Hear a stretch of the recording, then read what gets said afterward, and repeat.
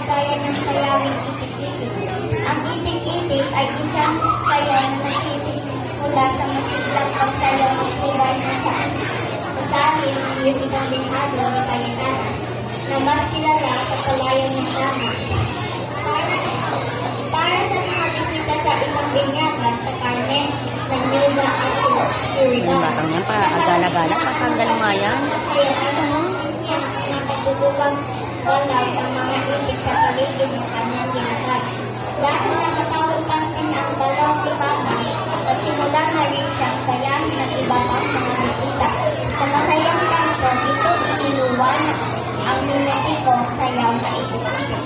Konting galang ko na ako, nabubulong ng Tanrawar Primary ang sayaw na itik-itik. Ipanulat po kaming henerasyon ng sasayaw ito. At unang batch po na ngayon ito ay nasa latest age na ang isa po ang kanilang nagulay sa amin. Ulit-ulit po, ito na ang sayawing bayan itik-itik mula sa Tanrawar. Hey! Wait lang. Nakakit ka doon, nakakit. Isang masigawang palakpakan para sa Tanrawar. Kasi ka lang. Wait lang. Wait lang, natanggal yung ano. Natanggal yung ano, yung head ba nung bata, si Jezreel. Si Jewel. O yun, inaayos pa doon.